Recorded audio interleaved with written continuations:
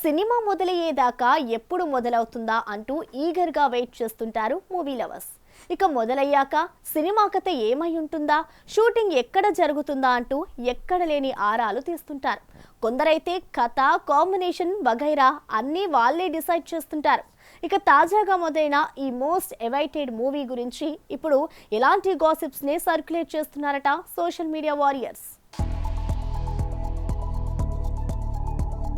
ఎన్టీఆర్, ప్రశాంత్ నీళ్ల కాంబోలో సినిమా ఎప్పుడు మొదలవుతుందా అంటూ ఈగర్గా వెయిట్ చేసిన అభిమానులను ఖుషి చేస్తూ ఎట్టకేలకి సినిమాని మొదలెట్టేశాడు డైరెక్టర్ ప్రశాంత్ నీల్. అయితే ఈ సినిమా కథని మేకర్స్ ఎక్కడా బయట పెట్టినప్పటికీ ఇదిగో ఈ మూవీ కథ ఇదే అంటూ ఇప్పుడు ఓ వార్త నెట్టింటా చక్కర్లు కొడుతోంది. వినిపిస్తున్న వార్తల ప్రకారం కథ గోల్డెన్ ట్రయాంగిల్ అంటే స్వర్ణ త్రిభుజం చుట్టూ తిరుగుతుందని తెలుస్తోంది. ఈశాన్య మయన్మార్, వాయువ్య థాయిలాండ్, ఉత్తర లావోస్లను కలుపుతూ ఏర్పడిన అతిపెద్ద కొండ ప్రాంతమే గోల్డెన్ ట్రయాంగిల్.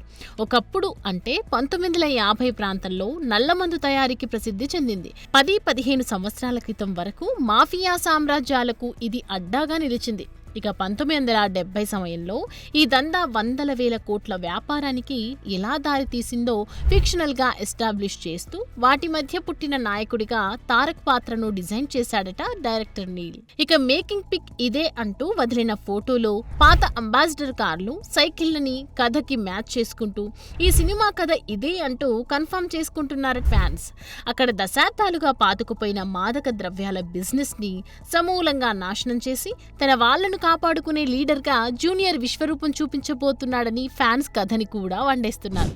చూడాలి మరి నిజంగానే ఫ్యాన్స్ అనుకుంటున్నట్లుగా డ్రగ్స్ బ్యాక్ డ్రాప్ లోని సినిమా తెరకెక్కనుందా, లేక ఇది నెట్టింటికే పరిమితమై మరో కథ వెండి తెర మీదకు రానుందా? For more videos like this, subscribe Big TV channel.